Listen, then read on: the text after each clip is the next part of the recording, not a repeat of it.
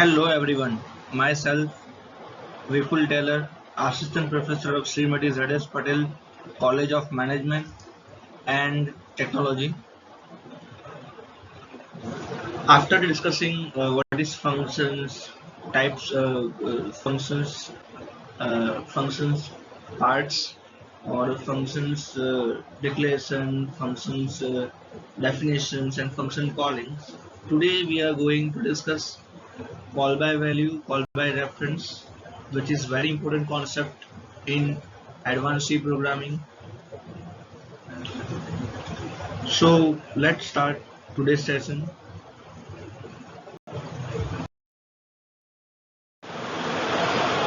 First of all, let's introduce what is functions, how many types of functions supported by C programming language.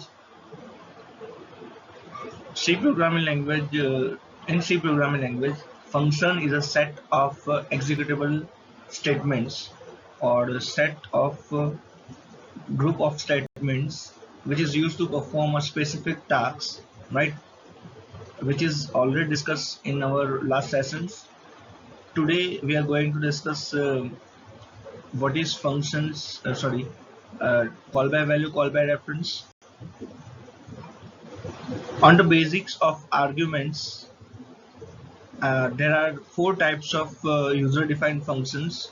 First is functions with no arguments and no return value. Second one is function with no arguments and return value. Third one is functions with arguments and no return value. And fourth one is function with arguments and return value. Right. So there are four types of functions supported by four types of functions or four category of functions supported by C programming language. मतलब सी programming language जो है total चार type के functions के या चार type की category के फंक्शंस को सपोर्ट करता है. ये जो टाइप्स ऑफ फंक्शंस हैं ये हम लोग नेक्स्ट लेक्चर में जब लूंगा तब तो मैं बताऊंगा कितने टाइप के फंक्शंस हैं. और आज का टॉपिक जो है बहुत इंपॉर्टेंट टॉपिक है, राइट, कि call by value, call by reference. मैंने क्लास में भी शायद 2 बार चलाया था ये पूरा, ठीक है, और प्रैक्टिकल सेशन में भी हमने 2-3 बार डिस्कस कर चुके हैं ये, ठीक है. फिर भी थोड़ा सा रिवाइज कर लेते हैं, राइट. तो थोड़े चार टाइप के फंक्शन आते हैं. फंक्शंस का ओवरव्यू थोड़ा देख लेते हैं बिकॉज ये रिलेटेड टू फंक्शन है, इसीलिए मैं थोड़ा इंट्रोडक्शन दे रहा हूँ, right.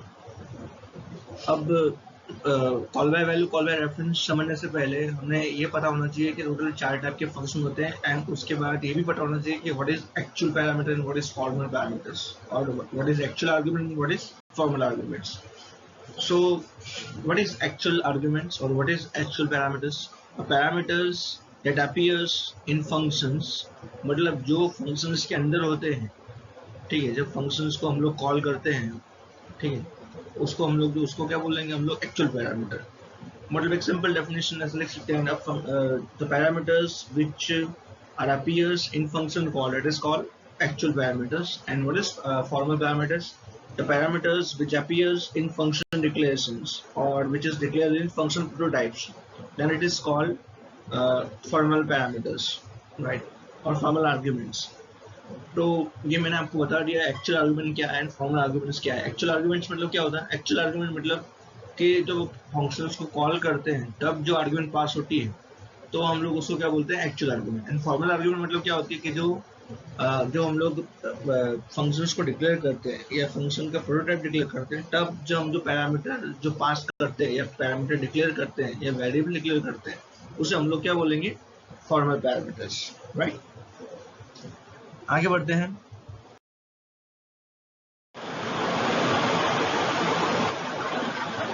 If a function takes any arguments, it must declare variables that accept the value as an argument. मतलब जब अगर फंक्शन कोई भी आर्ग्यूमेंट लेता है तो उसे हम लोग कोई ना कोई एक वेरिएबल में स्टोर करवाना पड़ेगा, राइट. दिस वेरिएबल्स मतलब मे बी पॉसिबल एक से ज़्यादा वेरिएबल्स हो सकते हैं, इसलिए मैंने यहाँ पे लिखा this variables are called formal parameters, जो हमने डिस्कस कर चुके हैं अभी मैंने आपको बताया of the functions. There are two ways to pass a value or data to the functions in C language, which gives in following format, मतलब थोड़े दो रास्ते हैं फंक्शंस के अंदर पैरामीटर पास करने के अंदर या फंक्शंस को कॉल करने के। First is call by value and second one is call by reference, right. तो ये मैंने एक डायग्राम दिया है, ठीक है, ये मैं क्लियर बता देता हूँ। ये डायग्राम एकदम बढ़िया तरीके से बता रहा है आपको कि किस तरीके से दो तरीके से हम लोग फंक्शन कॉल कर सकते हैं। पहला जो है, ठीक है, एक कॉल बाय वैल्यू होगा, दूसरा जो होगा कॉल बाय रेफरेंस होगा। अगर ओरिजिनल वैल्यू में कोई चेंजेस आए तो कोई भी वैल्यू चेंजेस में नहीं आएगी, किसमें वैल्यू में डायरेक्ट जो ओरिजिनल वेरिएबल की वैल्यू चेंजेस नहीं होगी, किसमें कॉल बाय वैल्यू के अंदर, ठीक है। आगे समझेंगे कि इसमें क्यों चेंजेस नहीं आता। मैं आपको एक एनिमेटेड थ्रू एक डायग्राम बताऊंगा कि जिससे आपको पता चले। हम लोगों ने लैब में इवन तो क्लास में बहुत बार डिस्कस कर चुके हैं ये मैटर, राइट।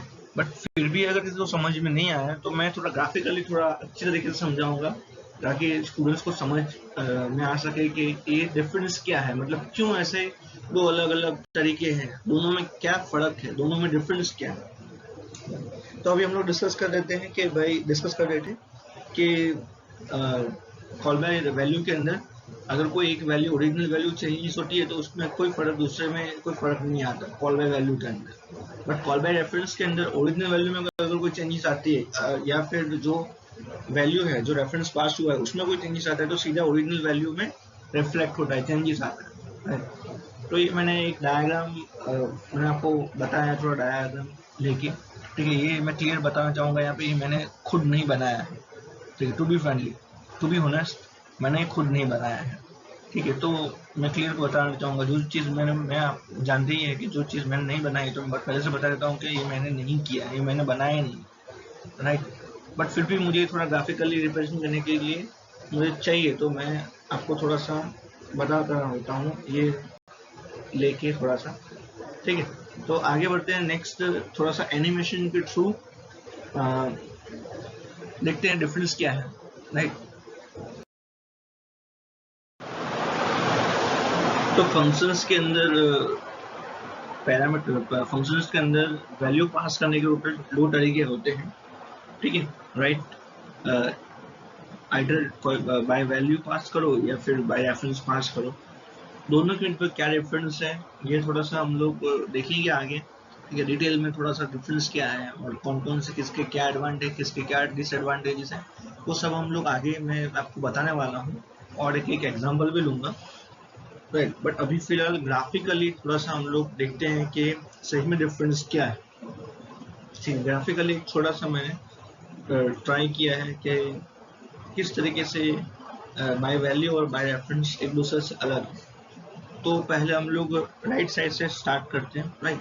बाय मतलब राइट साइड मतलब बाय वैल्यू से ट्राई करते हैं, जिसमें मैंने कप नाम का एक वेरिएबल लिया जिसके अंदर वैल्यू इनिशियलाइज करने की ट्राई की है। कोई जो भी वैल्यू जो होगी मैं कॉल कर रहा हूँ फंक्शंस को, राइट। एंड फिल कप नाम का एक फंक्शंस बनाया है, ठीक है। तो दोनों में क्या फर्क है जरा देख लो आप कि जैसे ही मैं बाय वैल्यू के अंदर मैं फिल कप कर रहा हूँ तो यहाँ पे एक कप की जो मतलब फिल कप के अंदर जो बाय वैल्यू के अंदर कप फिलअप हो रहा है ना, मतलब कप भर रहा है। बट जो वैल्यू उसकी है, जो रियल में जो कप है, ठीक है, जो पहला वाला है, हम लोग पहले वाला जो कप लिखा है, कप इज इक्वल टू लिखा है, उसको फर्स्ट वन बोलते हैं। एंड सेकंड जो फिल कप जो फंक्शन कॉल कर रहा है उसका तो सेकंड बोलते हैं, राइट, सेकंड बोलते हैं, राइट। तो पहला फर्स्ट वाला जो कप है उसके अंदर ब्लैंक ही रहा है। बट जैसे ही मैं फिल कप करता हूँ उसके अंदर फिल वैल्यू करता हूँ, फिल अप करता हूँ उसके अंदर, तो सिर्फ उसके अंदर वैल्यू उसके अंदर फिल होती है। कप ब्लैंक ही रहता है अभी भी, ठीक है। फर्स्ट वन जो कप है वो ब्लैंक ही रहता है, सेकंड वन जो है वो थोड़ा सा फिलअप हो जाता है। बट उससे थोड़ा सा अपोजिट साइड में आप जब देखोगे तो बाय रेफरेंस के अंदर दोनों अलग अलग चीज है। अगर आप कप के अंदर मतलब फर्स्ट कप के अंदर जो फर्स्ट वैल्यू है उसके अंदर अगर आप वैल्यू फिलअप करते हो तो ऑटोमेटिकली उसका रिफ्लेक्ट होगा किसके अंदर, कप के अंदर, फंक्शन कॉलिंग के अंदर भी ये रिफ्लेक्ट होगा। अगर आप देखोगे तो उसके कंपेयर में कि बाय वैल्यू के अंदर ऐसा नहीं होता, ठीक है। अगर एक ही वैल्यू में अगर कप की वैल्यू चेंजेस होती है तो फिल कप में कोई चेंजेस नहीं होता। जबकि बाय रेफरेंस के अंदर आप देखोगे तो अगर किसी की भी वैल्यू चेंजेस होगी तो दोनों की रिफ्लेक्शन सेम हो। ठीक है, अगर मान लो कि मैंने एक की वैल्यू 5 कर दी तो दूसरे की वैल्यू भी ऑटोमेटिकली बाय रेफरेंस के अंदर 5 ही हो जाएगी। ठीक है, मतलब दोनों की वैल्यू में रिफ्लेक्शन सेम तरीके से होगा, जो भी चेंजेस होगा वो सेम तरीके से होगा। जबकि आप बाय वैल्यू में देखने जाओगे तो एक दूसरे के साथ मतलब दोनों अटैच नहीं है, राइट। अगर एक में चेंजेस करूंगा तो उसका इम्पैक्ट दूसरे में नहीं आएगा, राइट। ये डिफरेंस रहेगा किसके अंदर, बाय वैल्यू में और बाय रेफरेंस के अंदर। तो ग्राफिकली मैंने थोड़ा सा समझाने की ट्राई की है। आई होप कि आप लोगों को ये थोड़ा सा अच्छी तरीके से समझ में आ गया होगा। आगे अब हम लोग देखते हैं कि कैसे मतलब what is call by value methods, मतलब सही तरीके से डिफाइन करते हैं what is call by value. तो call by value method copies the value of an arguments into the formal parameters of that functions। मतलब ये क्या करेगा, जो कॉपी होगी, ठीक है, जो फॉर्मल आर्ग्यूमेंट की कॉपी है वो उसके अंदर कॉपी कर देगा, किसके अंदर, सीधा का सीधा जो उसकी जो वैल्यू है, किसकी वैल्यू, जो आर्ग्यूमेंट जो है, मैं इसके अंदर और मैंने आपको बताया था टोटल 2 टाइप के आर्ग्यूमेंट रहते हैं, एक तो actual argument and formal argument. तो जैसे ही मैं एक्चुअल आर्ग्यूमेंट के अंदर जो भी वैल्यू पास करूंगा वो सीधा का सीधा कॉपी हो जाएगा किसके अंदर, फॉर्मल आर्ग्यूमेंट्स के अंदर, right. Therefore, the changes made up to the parameters of the main functions do not affect the arguments। मतलब कि जो भी चेंजेस होगा वॉइडमैन के अंदर वो रिफ्लेक्ट नहीं होगा या फिर थोड़ा सा चेंजेस नहीं होगा किसके अंदर, आपके फंक्शंस के अंदर, right. In this parameters passing methods values of actual parameters are copies to the formal parameters and the parameters are stored in different memory locations, right. यहाँ पे मेमोरी भी अलग अलग सेपरेटली अलग अलग स्टोर होगी। ठीक है, यहाँ पे पहली वैल्यू जो है अगर मान लो कि एक लोकेशन पे स्टोर है, ठीक है, तो उसकी अगर कॉपी बनती भी है, मान लो ए नाम का वेरिएबल है, तो ए नाम का वेरिएबल अगर मान लो 101 पे स्टोर है, ठीक है, और अगर हमने उसको बाय वैल्यू पास किया तो मान लो वो बी के अंदर चला गया, राइट। दोनों की वैल्यू तो सेम ही रहेगी बट दोनों अलग अलग मेमोरी लोकेशन के अंदर स्टोर होंगे, राइट। ये ध्यान रखना, दोनों के लोकेशंस भी अलग होगा। मतलब कि अगर मान लो किसी एक को मैंने अगर वैल्यू को नल कर दिया तो दूसरे पे उसका इम्पैक्ट नहीं होगा, या कोई एक की वैल्यू मैंने जीरो इनिशियलाइज कर दी तो भी उसके ऊपर दूसरों का इम्पैक्ट नहीं होगा। So any changes made inside the functions are not reflect in actual argument or actual parameters। ठीक है, मतलब कि अगर कोई भी चेंजेस आएगा तो वो रिफ्लेक्ट नहीं आएगा, ठीक है, जो एक्चुअल पैरामीटर्स के अंदर, राइट। मतलब एक स्वैपिंग का छोटा सा एग्जांपल देखते हैं। हम लोगों ने क्लास में कुछ अलग तरीके से देखा था, ये शायद मैंने जर्नल में दिया है आपको, ठीक है। तो एक जर्नल वाला एक छोटा सा प्रोग्राम ले लेते हैं। तो इंक्लूड स्टूडियो को फाइल ऐड करनी पड़ेगी और उसके बाद मैंने एक फंक्शन बनाया है।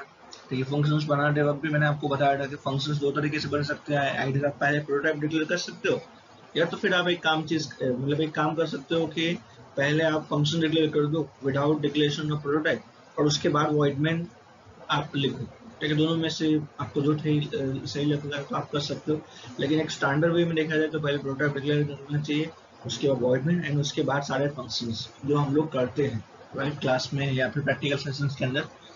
तो यहाँ पे वॉइड स्वैप नाम का फंक्शन बनाया है जो क्या करेगा, वैल्यू स्वैप कर देगा ए से बी में और बी से ए में। तो उसके लिए मैंने temp नाम का वेरिएबल लिया है और उसके बाद temp is equal to a लिखा है and a is equal to b लिखा है and b is equal to temp लिखा है। ये इससे क्या हो जाएगा, ए की वैल्यू बी में आ जाएगी और बी की वैल्यू सीधी किस में चली जाएगी, ए में।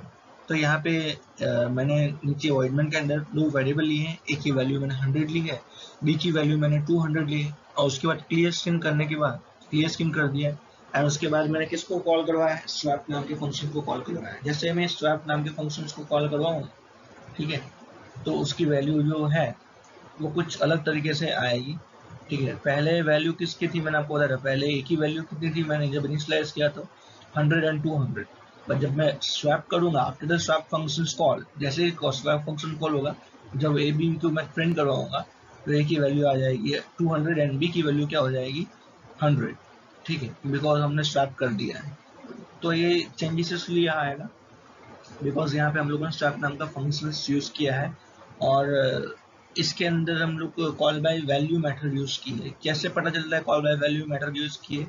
क्योंकि हम लोगों ने यहाँ पे कोई रेफरेंस पास नहीं किया है। रेफरेंस पास करने के लिए आप एम्पर्सन्स यूज करना पड़ेगा।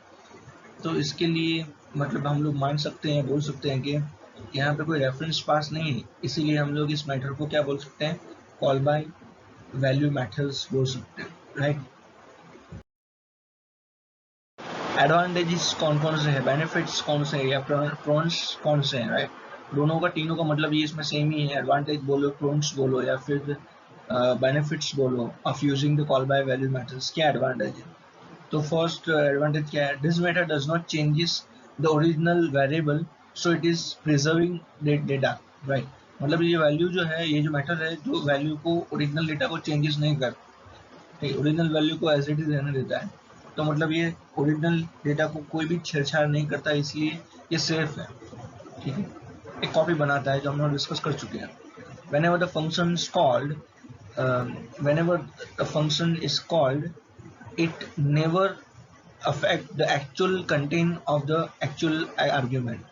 मतलब ये जब भी फंक्शन कॉल होगा तो एक्चुअल जो कंटेंट है को उसके अंदर कोई चेंजेस नहीं करेगा, राइट। नेक्स्ट है value of actual arguments passed to the formal arguments, so any changes made in the formal arguments does not affect the real cases। मतलब actual argument and formal argument अलग अलग है, दोनों एक दूसरे के साथ दूसरों से इंडिपेंडेंट है।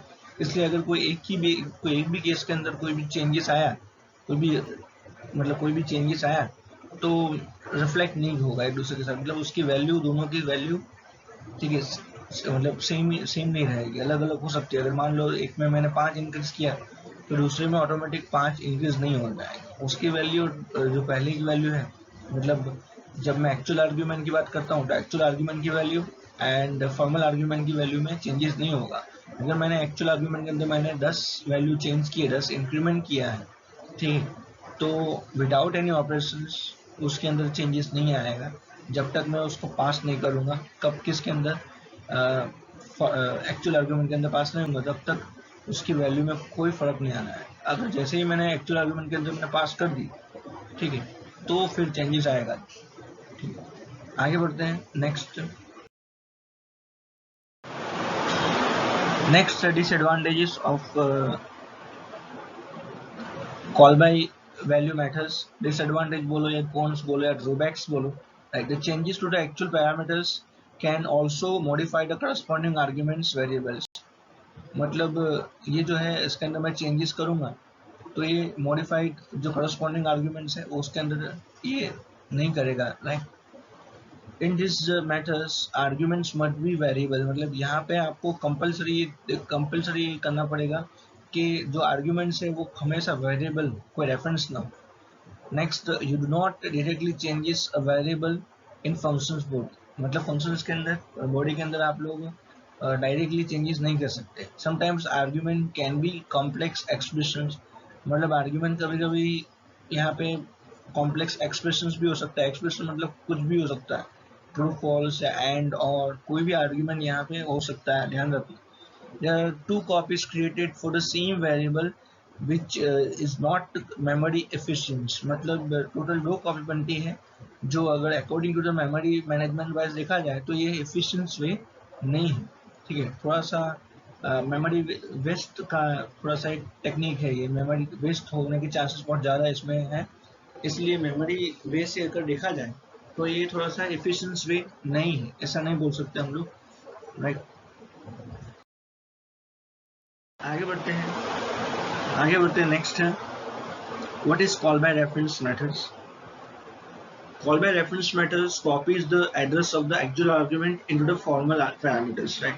मतलब ये क्या करेगा कि उसका जो एड्रेस है, सिर्फ एड्रेस, नॉट वैल्यू, एड्रेस सीधा का सीधा, उसमें क्या होता है कॉल बाय वैल्यू के अंदर पूरा का पूरा वैल्यूज कॉपी हो जाता है। इस केस के अंदर क्या हो जाएगा, उसके सिर्फ क्या हो जाएगी, उसकी यहाँ पे एड्रेस कॉपी हो जाएगा। मान लो कि कोई एक वेरिएबल है, ए नाम का वेरिएबल, अगर मान लो वो एक लोकेशन पर स्टोर है, उस लोकेशन का एड्रेस का नाम है मान लो 101, तो वो जो एड्रेस है वो सीधा चला जाएगा एक पर्टिकुलर पे। जैसे मान लो कि वो सीधा एक एड्रेस पास हो जाएगा 101 ही पास हो जाएगा, वैल्यू पास नहीं हो, भले ए के अंदर आप कुछ भी वैल्यू स्टोर हो, 10 हो, 15, 25, 40, जो भी वैल्यू स्टोर करवाइए, बट सिर्फ एड्रेस ही पास होगा, right. Next, in this matter the address is used to access the actual argument used in functional call. मतलब इसके अंदर जो एड्रेस है वो एक्सेस करने के लिए यूज होगा यहाँ पे फंक्शंस कॉल के अंदर। जब भी मैं कुछ कॉल एक्सेस करने की ट्राई करूंगा तो यहाँ पे सीधा एड्रेस ही काम होगा, काम आने वाला है, राइट। यहाँ पे वैल्यू का कोई भी मतलब नहीं होगा, सीधा सीधा एड्रेस ही पास होगा। It means that changes made in the parameters alter the passing argument. मतलब कि जो भी मैं चेंजेस करूंगा पैरामीटर के अंदर तो चेंजेस हो जाएगा आपके आर्ग्यूमेंट्स के अंदर भी, right. In this matter, the memory locations is the same as the actual parameters। मतलब इस केस के अंदर actual parameter and formal arguments की जो मेमोरी पैरामीटर है या मेमोरी का लोकेशन है वो सेम रहेगा, ठीक है। जो किसमें अलग था, कॉल बाय वैल्यू में अलग था, दोनों अलग अलग मेमोरी में स्टोर होते, तो मैंने डिस्कस किया ही मैटर, राइट। आगे बढ़ते हैं। All the operations in the functions are perform on the value stored at the address of the actual parameters and the modified value will be stored at the same address। मतलब जो भी value changes होगी या modified होगी वो भी उसी भी लोकेशन पे ही मतलब स्टोर हो जाएगी, राइट। तो यहाँ पे एक चेंजेस मतलब एक थोड़ा सा अच्छा सा एक एडवांटेज रहेगा कि मेमोरी मैनेजमेंट थोड़ा सा एफिशिएंट वे में हो जाएगी compare to the call by value, right. आगे बढ़ते हैं।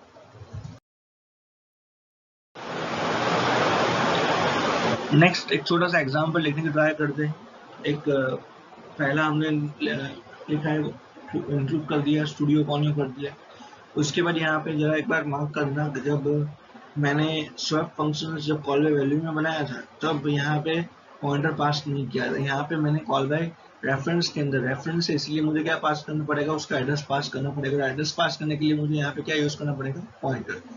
तो मैंने pointer A and B use किया है, इंटीजर टेम्प यूज किया है। टेम्प इज इक्वल टू मैंने लिख दिया a and a is equal to लिखा बी, और बी की इज इक्वल टू मैंने क्या लिख दिया, मैंने टेम्प लिख दिया। मतलब मैंने स्वैप कर लिया। यहाँ पे कॉल बाय वैल्यू में क्या होता था, वैल्यू स्वैप होती थी। यहाँ पे इस केसेस के अंदर क्या हो गया, एड्रेस स्वैप हो रहा है, ठीक है। दोनों में थोड़ा सा डिफरेंस है, ध्यान रखना। वहाँ पे कॉल बाय वैल्यू के अंदर क्या होता था, एक्चुअल आर्गुमेंट की वैल्यू जो है, एक्चुअल आर्गुमेंट फॉर्मल आर्गुमेंट की वैल्यू चेंजेस होती थी। और यहाँ पे क्या हो रहा है कि उसका एड्रेस चेंज हो रहा है। तो वॉइडमेंट के अंदर जाते और देखते हैं। वॉइडमेंट के अंदर हम लोगों ने क्या लिखा हुआ है, वॉइडमेंट के अंदर लिखा हुआ है integer a is equal to 100 and b is equal to 200। उसके बाद स्ट्रिंग को क्लियर करने के लिए हम लोगों ने क्लियर स्ट्रिंग फंक्शन यूज किया हुआ है। एंड यहाँ पे फंक्शंस कॉल करने का जो तरीका है वो थोड़ा सा चेंजेस हो गया है, ठीक है। उसमें भी हमने देखा टोटल 2 चेंजेस हमने देखे। एक तो फंक्शन डिक्लेयर करते वक्त कॉल बाय वैल्यू के अंदर कहीं भी हम लोगों ने पॉइंटर यूज नहीं किया था, यहाँ पे हम लोगों ने पॉइंटर यूज किया। उसके बाद नेक्स्ट क्या है, दूसरा चेंजेस क्या है कि जब मैं फंक्शंस को कॉल करता हूँ तो वहाँ पे भी चेंजेस आपको देखने को मिलेगा। जब हम लोग फंक्शंस को कॉल करते हैं तो कॉल बाय वैल्यू के अंदर सीधा हम लोग वेरिएबल ही पास कर देते हैं। यहाँ पे हमें वेरिएबल पास नहीं करना है, हमें उस वेरिएबल का एड्रेस पास करना पड़ेगा। इसीलिए मैंने लिखा है स्वैप। फिर उसके बाद एम्पर्सन्स जो एड्रेस ऑपरेटर है वो लिखा, मैंने एड्रेस ऑपरेटर लिख दिया है। Address operator a and address operator b जो पास करेगा किसका एड्रेस, ए एंड बी का, राइट। उसके बाद मैंने क्या करवाया है, यहाँ पे प्रिंटफ करवाया, printf value of a and printf value of b. और जैसे ही मैं डिस्प्ले करवाने की ट्राई करूँगा, प्रोग्राम को रन करूँगा तो ये डिस्प्ले करवाएगा। ये क्या डिस्प्ले करेगा, सीधा ये आपको डिस्प्ले करके देगा 200 एंड 100, जबकि वैल्यू आनी चाहिए थी 100 एंड 200, बिकॉज ए की वैल्यू 100 एंड बी की वैल्यू 200 है। तो ये वैल्यू स्टॉप हो गई है सक्सेसफुली, और वैल्यू आ रही है आफ्टर द एक्सचेंजिंग ये वैल्यू। यहाँ पे आफ्टर स्वैपिंग वैल्यू आपकी वैल्यू ए की वैल्यू आएगी 200 एंड बी की वैल्यू क्या आ जाएगी 100, right. Next advantage or pros या benefits of call by reference method. The functions can change the value of argument which is quite useful। मतलब functions की जो value change होगी तो सीधे argument में effect आएगा, तो थोड़ा सा ये useful रहेगा जब आप ऐसे प्रोग्राम के साथ डील कर रहे हो जहाँ पे एक जगह वैल्यू चेंजेस होगी तो दूसरी ऑटोमेटिकली चेंज हो जाना चाहिए, राइट, तब ये यूजफुल होगा। Next, it does not create duplicate data folder holding only one value which help you to save memory. मतलब ये डुप्लीकेट वैल्यू स्टोर करने का कोई चांस नहीं देता, तो यहाँ पे आपको वैल्यू को कहीं पे सेव करने की जरूरत नहीं है, वैल्यू को होल्ड करने की जरूरत नहीं है। In this matter, there is no copy of arguments made. Therefore, it is processed very fast. यहाँ पे इस एक मैटर के अंदर, इस मैटर के अंदर हमें आपको क्या करने की जरूरत नहीं पड़ती, हमें यहाँ पे आर्ग्यूमेंट की कॉपी रखने की जरूरत नहीं पड़ती, तो ये थोड़ी प्रोसेस फास्ट है compare to the call by value.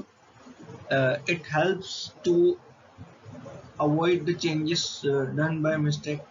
मतलब ये थोड़ा सा ये हो जाएगा बाय डिफॉल्ट या बाय मिस्टेकली कुछ चेंजेस हो गया है, ठीक है, तो ये चेंजेस दोनों में रिफ्लेक्ट होगा, तो ये थोड़ा सा एक एडवांटेज रहेगा। अगर मान लो कि गलती से कोई चेंजेस आया तो ये चेंजेस दोनों में रिफ्लेक्ट होगा, तो जल्दी से वो हम लोग प्रेस कर पाएंगे।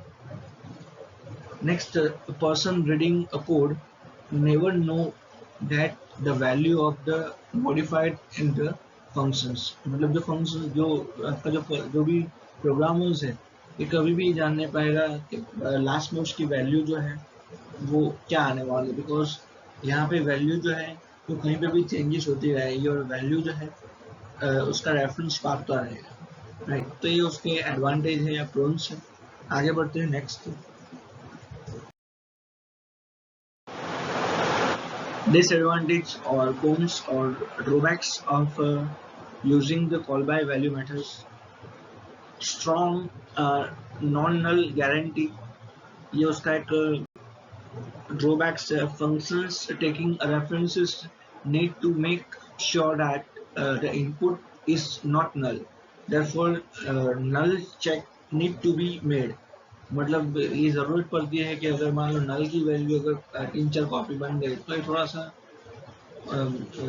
मतलब मेमोरी मैनेजमेंट का इश्यू हो जाएगा यहाँ पे, बिकॉज नल की वैल्यू के हमें कॉपी बनाने की जरूरत नहीं पड़ती, और नल की वैल्यू अगर जाएगी तो नल का एड्रेस सीधा पास होता रहेगा, यहाँ पे एड्रेस पास होता है इस केसेस के अंदर। नेक्स्ट कौन सा है? Next, passing by references makes the functions not pure theoretically. मतलब ये जो है पासिंग टू रेफरेंस जो है फंक्शंस को कभी भी ये प्योर थियोरेटिकली इम्प्लीमेंट नहीं कर पाता। Next, life time guarantee is big issue with references, right? This is specifically dangerous when working with lambdas or multi lambdas programs, right? तो ये थोड़ा सा डेंजरस होगा जब आप कोई एक पर्टिकुलर मैथमेटिकली रिलेटेड फंक्शंस के साथ काम कर रहे हो, तब ये थोड़ा सा डिफिकल्ट हो जाएगा, राइट। आगे बढ़ते हैं। अब हम लोग देखना चाहेंगे difference between call by value and call by reference, दोनों के बीच में क्या डिफरेंस है, ठीक है। ये थोड़ा सा एक अलग सेशन है, थोड़ा सा ये पहले मैंने आपको बताया, पूरा थियोरेटिकल सेशन बताया, अब सीधा एक स्ट्रेट फॉरवर्ड डिफरेंस क्या है वो बता देते हैं। पहला तो उसका डेफिनेशंस क्या है जो डिस्कस कर चुके हैं हम लोग। डेफिनेशंस के वाइज अगर डिफरेंस है तो ये है कि हम लोग उसके अंदर by call by value pass करते हैं, बाय वैल्यू पास करते हैं, उसके अंदर बाय रेफरेंस पास करते हैं। डेफिनेशंस बहुत ईजी है जो मैंने आपको क्लास में बताए थे और यहाँ पर भी हम लोग डिस्कस हो चुके हैं। नेक्स्ट आर्ग्यूमेंट्स है, तो आर्ग्यूमेंट्स है in this method the copy of the variables is pass. यहाँ पे कॉपी ऑफ वेरिएबल पास होती है, उसमें क्या होता है खुद वेरिएबल ही पास होता है, कॉपी जो खुद ही पास होता है। नेक्स्ट इफेक्ट, अगर कोई भी चेंजेस होता है तो उसका इम्पैक्ट दूसरे वेरिएबल पे नहीं होता। किस में? कॉल बाय वैल्यू में। कॉल बाय रेफरेंस में अगर कहीं पे भी चेंजेस होता है तो इसका इफेक्ट जो है दूसरे पे होता है। नेक्स्ट, अल्टरनेशंस, अगर कोई भी वैल्यू चेंजेस आती है, do not allow to make any changes in the actual variables, ये अलाउ नहीं करता मतलब वैल्यू को चेंजेस करने का। नेक्स्ट, कॉल बाय रेफरेंस जो है it allows to make the changes in the value of variable by using the functions call। मतलब जैसे फंक्शन कॉल करके मैं बाय रेफरेंस के अंदर मैं वैल्यू को चेंजेस करवा सकता हूँ, राइट, बाय रेफरेंस के अंदर। नेक्स्ट है पासिंग ऑफ वेरिएबल्स, मतलब मैं इसके अंदर value variables are passed using the straightforward method. एक सिंपल तरीके से वैल्यू पास कर सकता हूँ। पॉइंटर यहाँ पे यूज करना पड़ेगा, पासिंग वेरिएबल ये पास नहीं कर सकता। कॉल बाय रेफरेंस के अंदर मुझे क्या पास करना पड़ेगा, पॉइंटर पास करना पड़ेगा, और पॉइंटर पास करने के लिए मुझे क्या पास करना पड़ेगा, एड्रेस पास करना पड़ेगा, राइट। तो ये एक डिफरेंस मैंने बताया कि टोटल हमारे 5 डिफरेंस हो गए। नेक्स्ट भी है और थोड़े देख लेते हैं।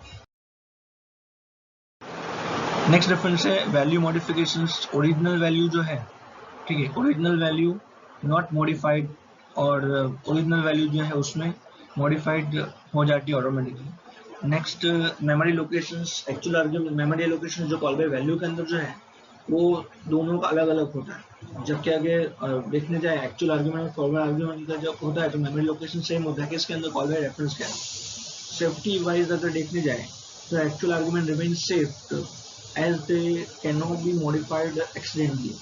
मतलब ये थोड़ा सेफ रास्ता है, भले इसके अंदर